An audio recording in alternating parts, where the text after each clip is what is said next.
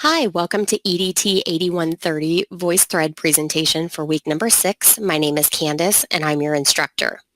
If you have not used VoiceThread before, please be advised that you will need to manually advance after each slide is presented. We'll dig a little deeper into some of the VoiceThread capabilities shortly. Before we start the presentation, let's perform a quick quality check. This should ensure you can hear me as the presenter, that you have performed an audio-video check to make sure your sound and microphone and camera are all working efficiently, and that your environment is free from distractions. This may mean silencing your cell phone, closing your door, removing pets and other distractions from the area. If you are experiencing any difficulty, you may need to restart this presentation or check your audio-video settings. If you're viewing this presentation, you likely already have a VoiceThread account. If not, you can visit voicethread.com and click in the upper right-hand corner on Sign In or Register. If you already have an account, you can log in with your username and password, and if not, you'll register by creating a new free account. While viewing your VoiceThread presentation, you may want to consider maximizing your screen. This can be done in the upper right-hand corner. VoiceThread is slightly different from other presentations and videos in that you must manually proceed through each recorded slide. This can be done using the forward arrow in the bottom right-hand corner. Throughout this presentation, you will be prompted to add your own voice threads throughout the slides. Please wait until you receive the specific prompt to add your voice thread comment. You will utilize one of the methods shown in the image on this screen as instructed. First, you'll start with adding a comment by using the plus button, and then you'll use the method as indicated on the specific presentation screen. Again, wait until you're prompted to include your comment.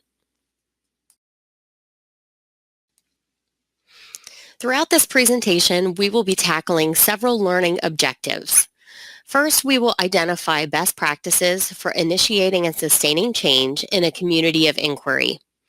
We will also provide real-world examples of strengths and weaknesses that can occur in a community of inquiry, and we will describe ways to implement successful change in your profession or field of study.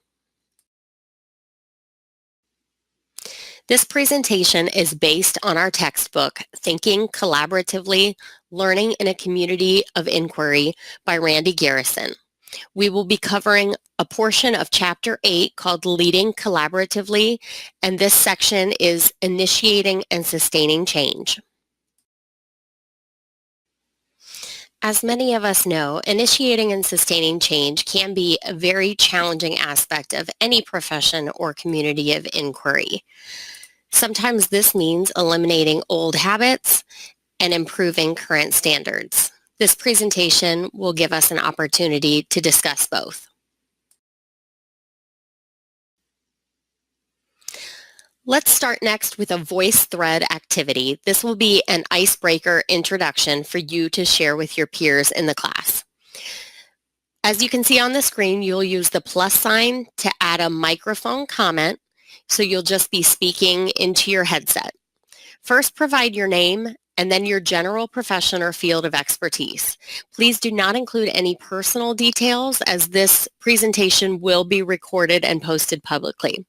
Finally, in your thread, please describe a real-world experience involving a proposed change in which another individual or individuals were not on board, or an oversight that negatively impacted a change situation.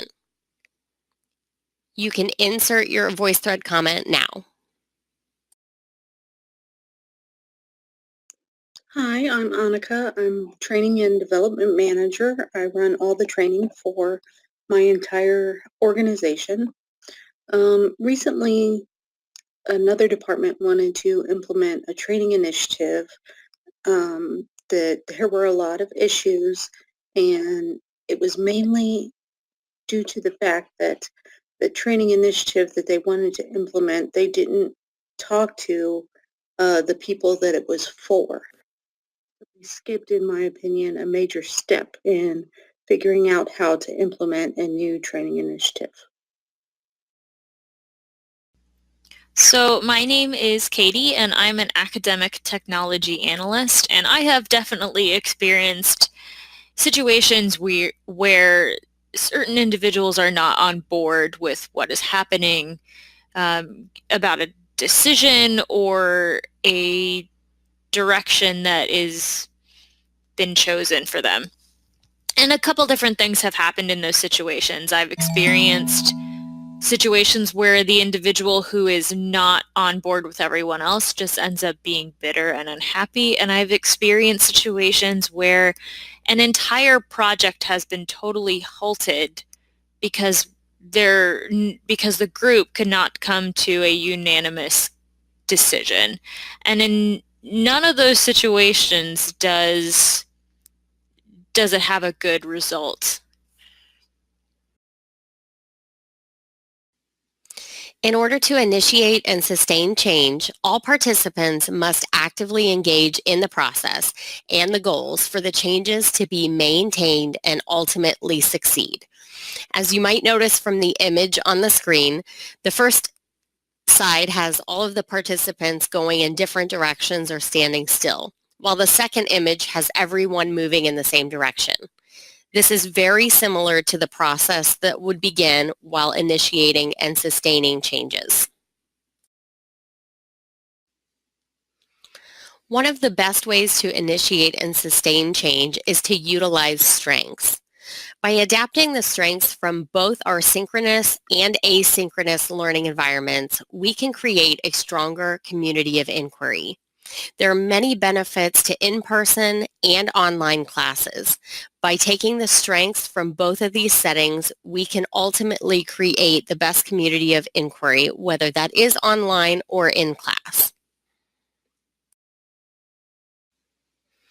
Likewise, to sustain change, we need to avoid the weaknesses that could negatively impact the goals.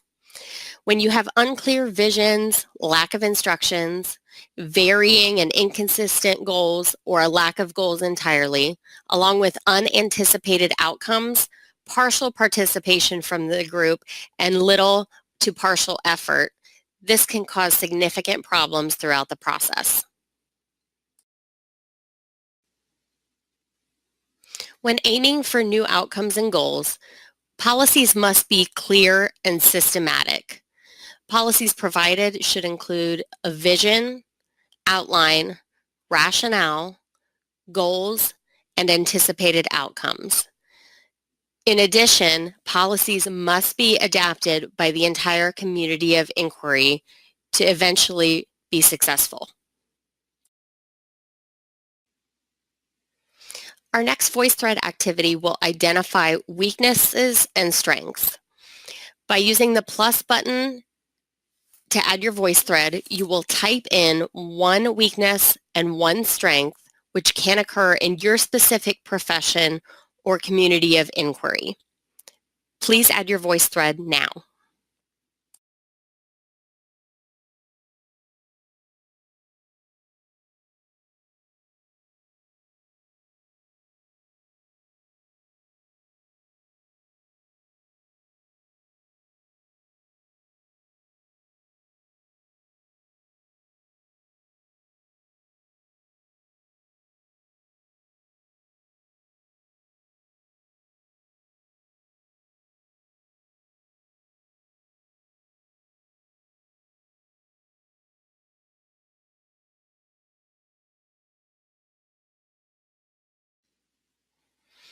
As many of us know, initiating change begins with a powerful, clear, concise idea.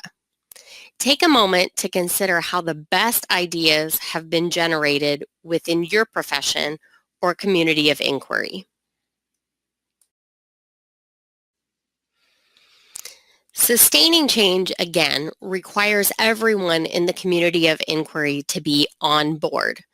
Take a moment to consider the best methods you've experienced for selling successful ideas within your profession.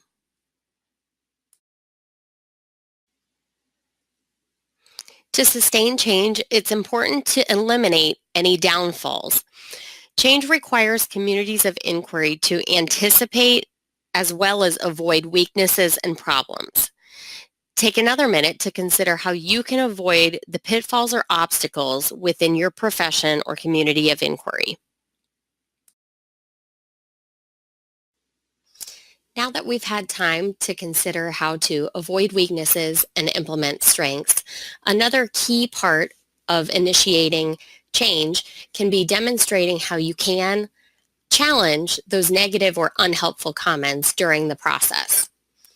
Please use this voice thread to add in your voice using the microphone and demonstrate how you can or how you have challenged those negative or unhelpful comments while trying to initiate and sustain change. For instance, a phrase you may often hear is, "We've always done it this way." Do you have another phrase you've heard, and how have you challenged those situations? I received a lot of resistance at first when I started implementing new training initiatives. And the thing I heard most often was, well, they're always trying new things and they go away. Um, so my role in and of itself was a big change, meaning that they were investing in training. So everyone knew I was there to stay, and I was talking to people who normally weren't able to give their input on any changes. So collaborative leadership and a community of inquiry is a really beneficial environment for me to be a part of because that's how I process the world around me. I'm a big picture kind of person. I want to see how all of the gears fit together to make whatever it is go. And in those environments, you're much more open to um, asking why things work or why things are a certain way. And that's not always something that's met with great appreciation from the person you're asking.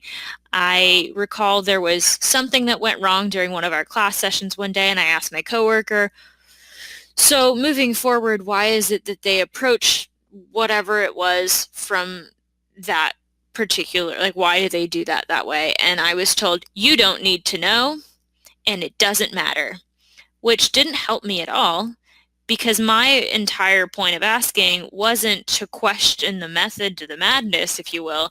I was asking so that way if something happened in the future,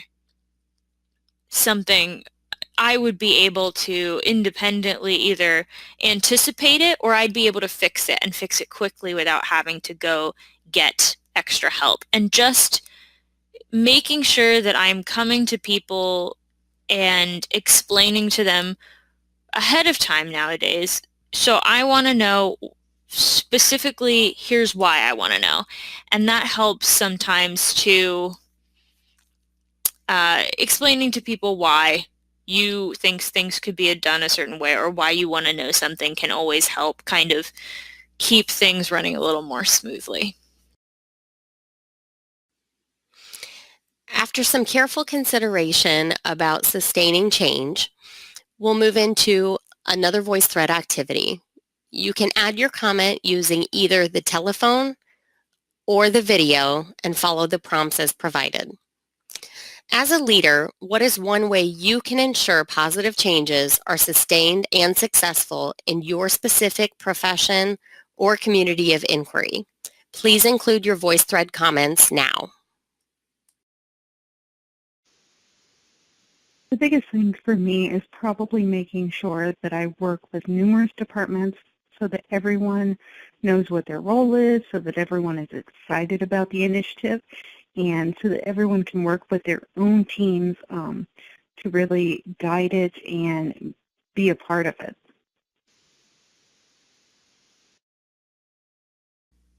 So the biggest thing that I personally think has an impact on making positive changes is just clarity and kind of transparency.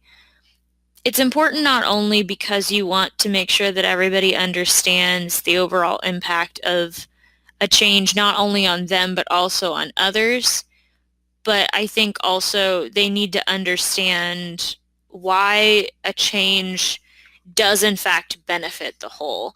And I think also making sure that you are including people by asking them what their concerns are, and just talking to them about what that means for them and recognizing their concerns. That can go a long, long way.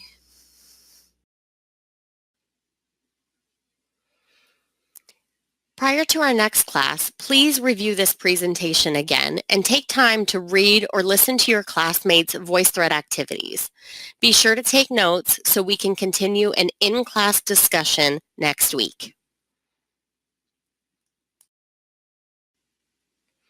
In summary, this presentation allowed us to identify best practices for initiating and sustaining change in a community of inquiry.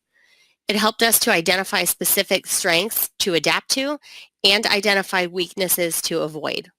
We also had the opportunity to describe ways to implement successful changes in your specific profession or community of inquiry.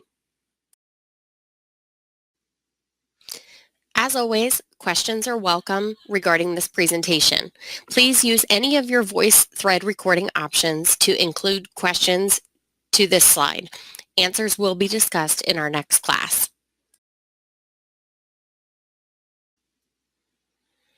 That's all for today's presentation. I look forward to seeing you in our next class for week 7.